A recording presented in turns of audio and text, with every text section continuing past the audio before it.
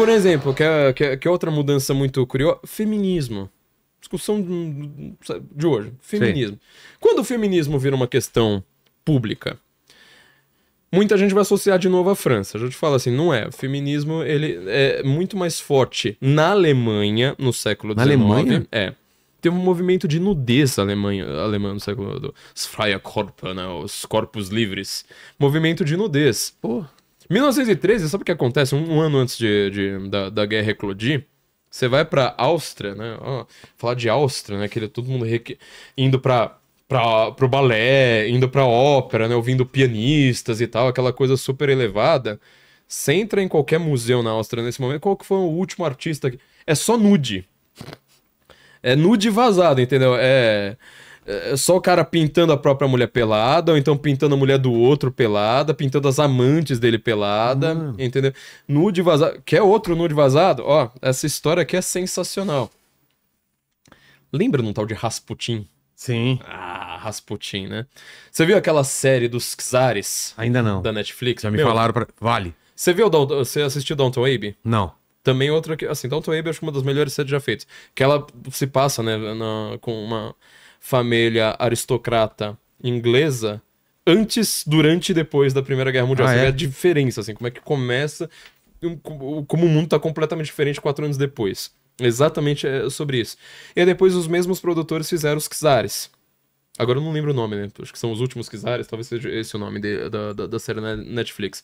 São só 6 episódios, mas ela saiu mais cara ainda do que Downton Abbey, porque eles foram pra Rússia filmar com as joias que eles usavam, tudo certinho. Ela acabou saindo mais cara, sendo muito mais curta. Nesta série, você vai ver a figura do Rasputin.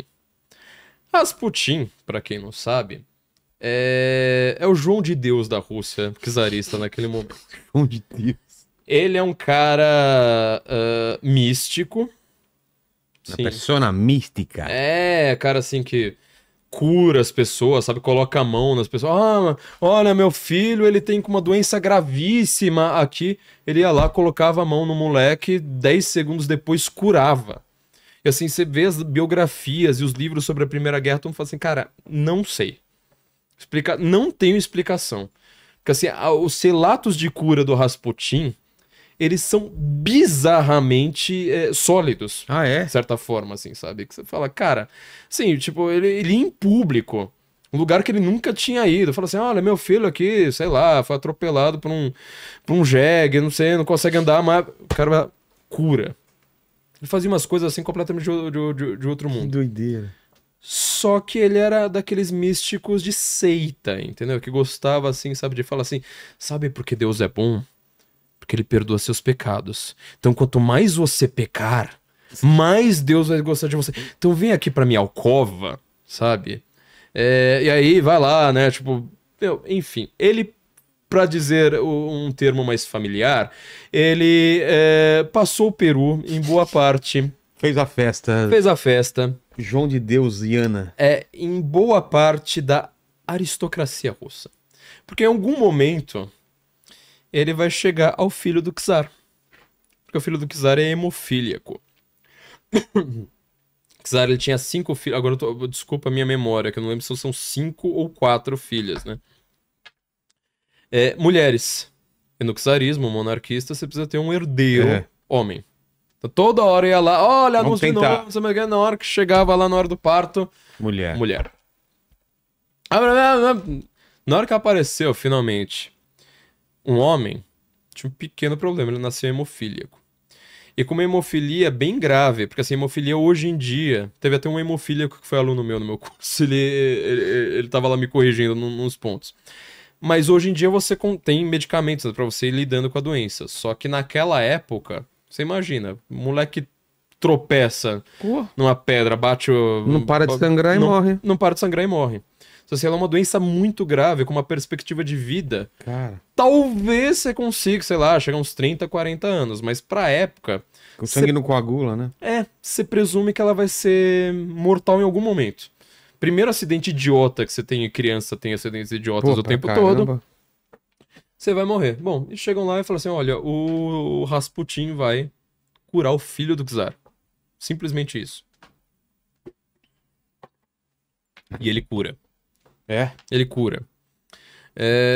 Só que assim, ele chega lá na corte, imagina, corte cristã, ortodoxa, super rígida, russa, cheia de rituais, muito fechada, uma sociedade que já era fechada antes do comunismo, muito,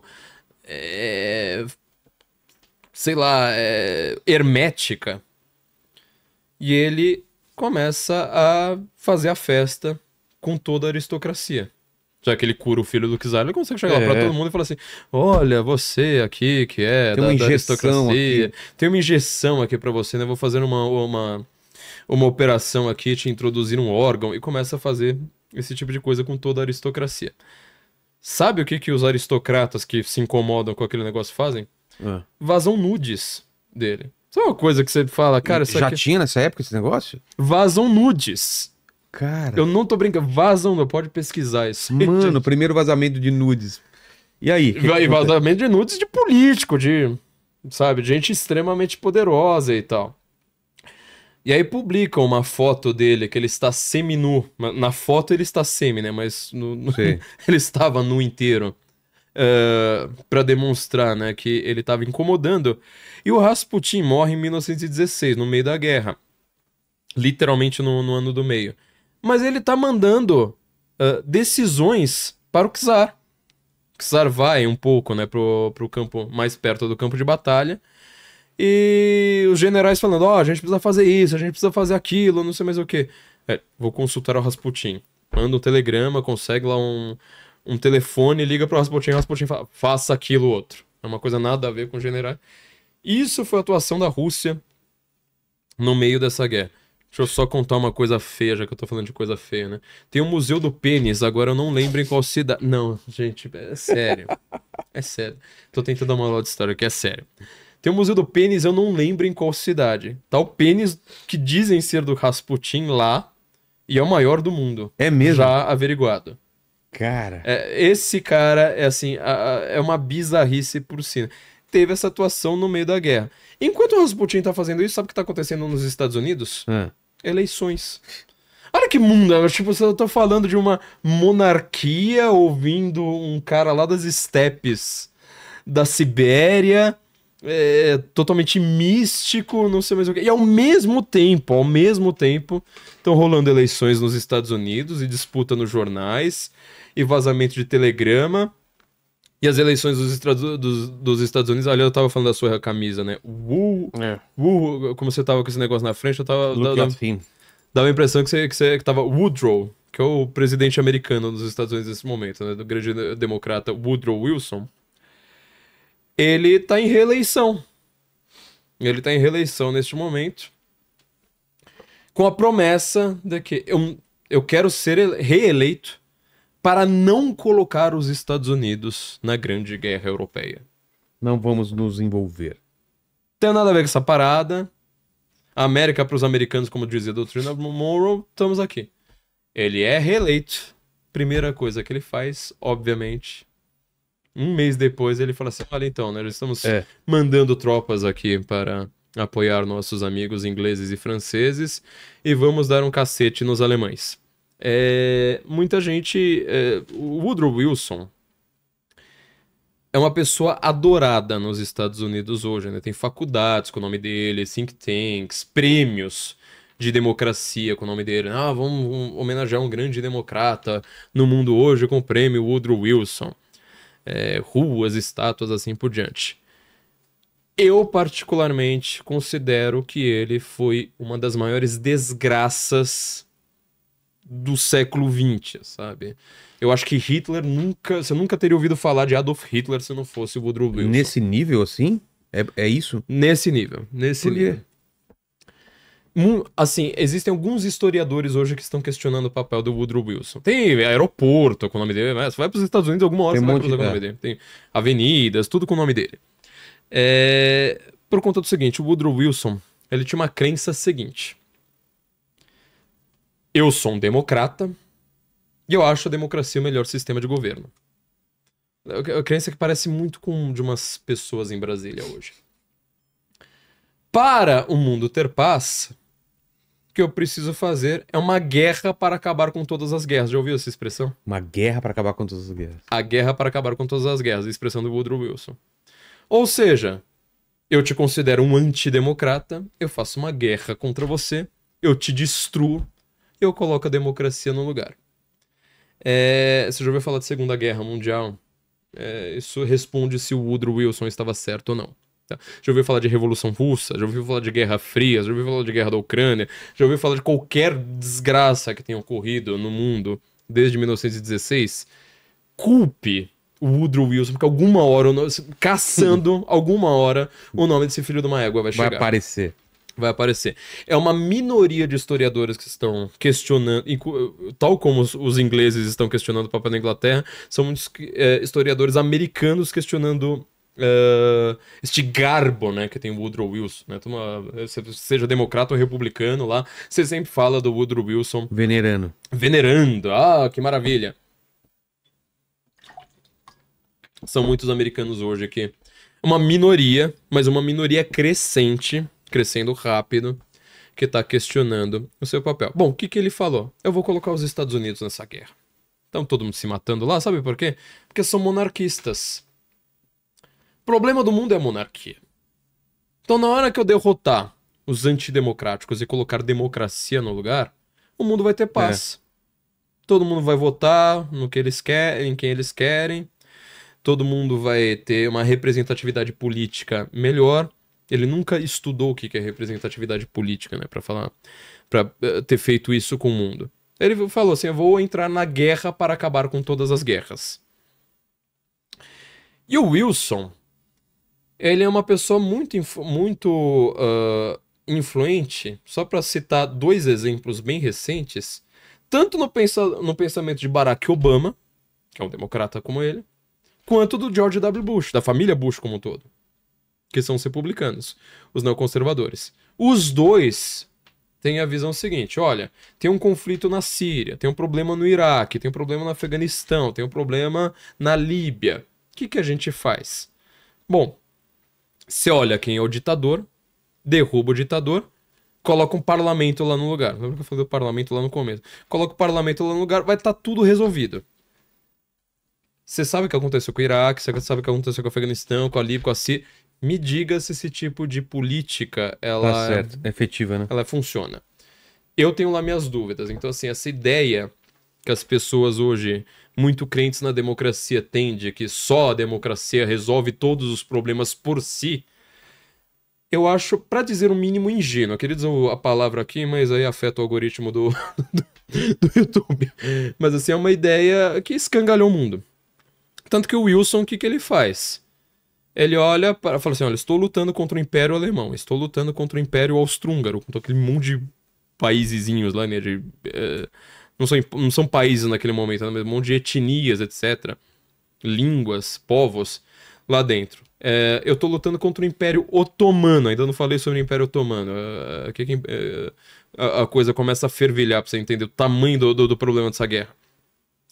Tudo que eu preciso fazer é derrotá-los no campo militar, colocar uma democracia no lugar. Tá. Bom, você colocou uma democracia na Alemanha. Em 20 anos, quem é que tá no poder?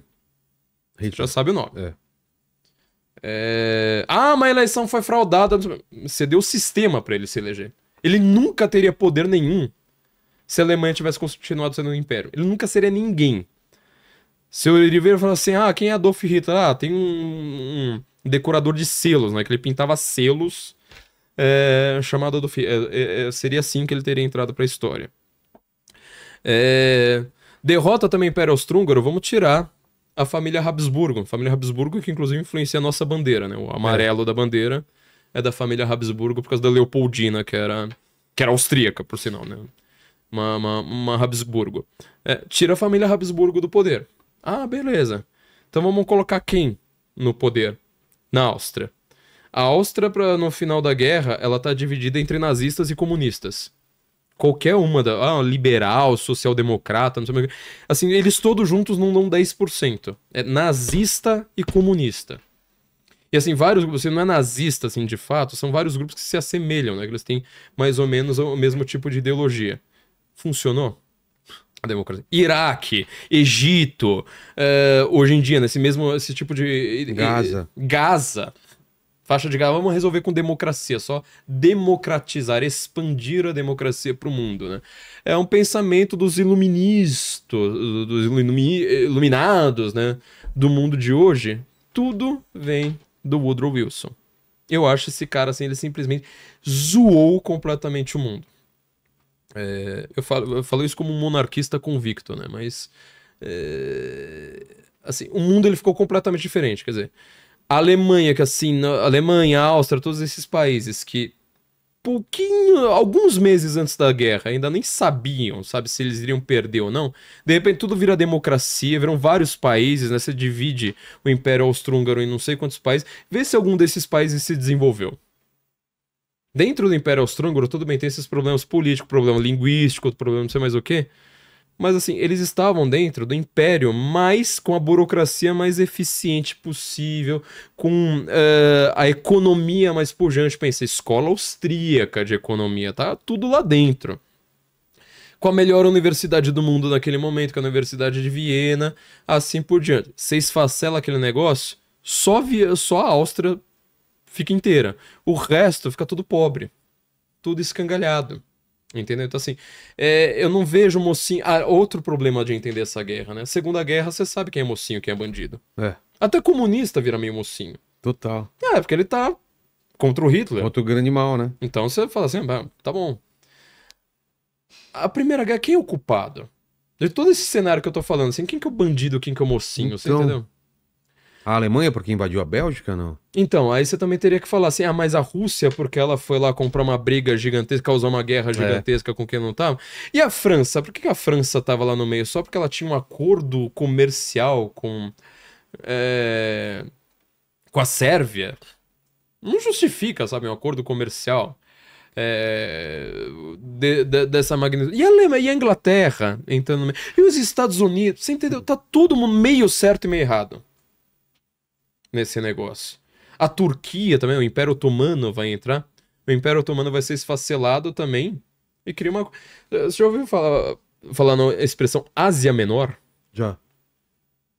Ásia Menor faz referência àquela região que hoje nós chamamos de Oriente Médio. Ah, é? E por que a gente chama de Oriente Médio? Vou te dar uma coisa chocante aqui. Lembra do Estado Islâmico? Sim. Tava cometendo eu fiz o cálculo, né? Era um atentado terrorista, no mínimo deles era um a cada 3 semanas. E no máximo foi um a cada 5, né? Quando eles estavam lá no auge. Trump entrou e conseguiu derrubar todos eles.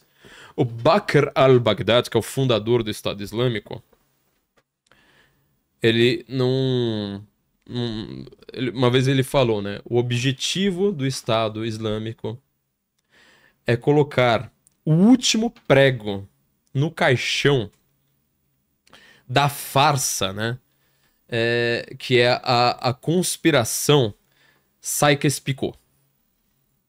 Hã? Você fala, que esse cara tá falando? Que porcaria Sykes-Picot? Sykes-Picot foi um acordo secreto, um acordo diplomático secreto ocorrido no meio da Primeira Guerra Mundial entre o embaixador britânico Sykes e o embaixador francês Picot, que eles falaram, olha, o Império Otomano ainda estava inteirinho lá.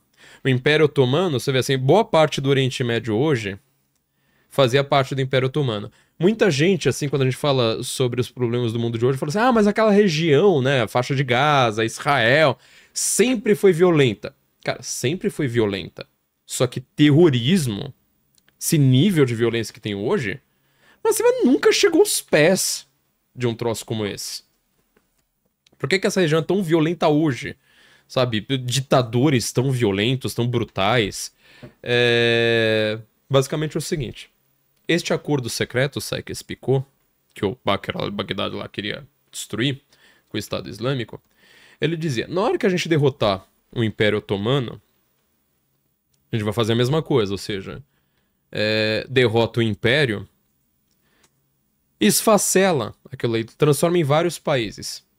Você olha para o mapa do Oriente Médio hoje, você vai ver que esse mapa ele é meio estranho num ponto. Tem umas linhas retonas, né? Reta. Coloca aí pra gente. Reta. Ah, você já sabe, eu sabia o que eu ia falar, né? É. É linha reta. Deserto, como assim deserto em linha reta? Não tem. Não tem. É uma fronteira de um país, é um rio, é uma montanha. Exato, é sei tudo lá. sinuoso, né? É, por isso que os países são todos tortos, assim.